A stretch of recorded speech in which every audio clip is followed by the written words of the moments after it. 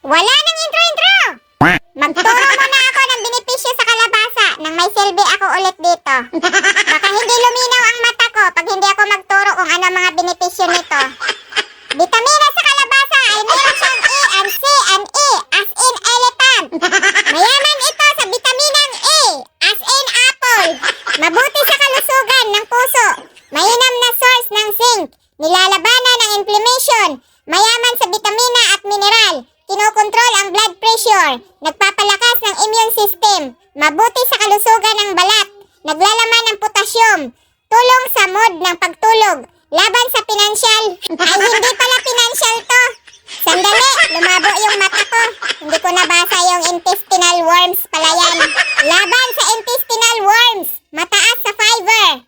O, tapos na ako magbasa. Dito naman ako sa panahog. O, meron akong kamatis. Ano ang benepisyo ng kamatis? Ito'y maraming lycopene.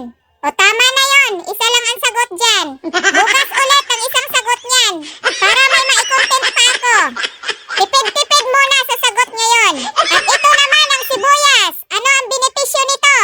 Ang sibuyas ay may antioxidant. O, tama na yon. Isa lang ang sagot niya. At ito naman ang bawang. Anong benepisyo ng bawang? Pangremedyo ito para palakasin ang immune system. O, tama na yon. Ang luya naman. Anong benepisyo ng luya?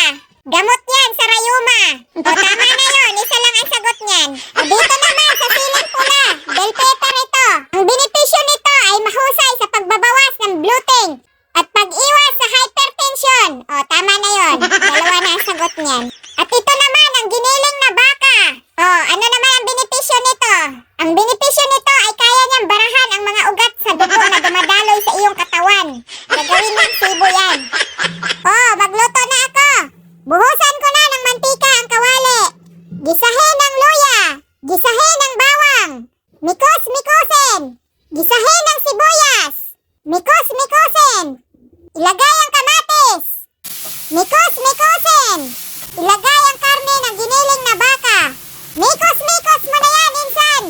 At kasunod, ilagay ko pa ang ibang mga ingredients nito. Mikos-mikosin ko lang tong mabuti.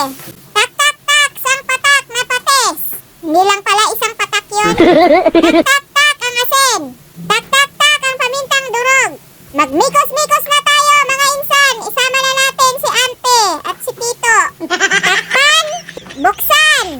Ayan, luto na tong giniling. Ilagay ko na yung kasunod na isahog ko dito. Ilagay ko na ang kalabasa. Mikos-mikosin. Lagyan ko na ng tubig para magkasabaw siya ng konti lang. Mikos-mikos na. Ilagay ko na ang dekorasyon, di orasyon, di peligro. Peligroso yan kasi may sibo ng baka. Mikos-mikos ko lang to at maghain na ako at luto na ito.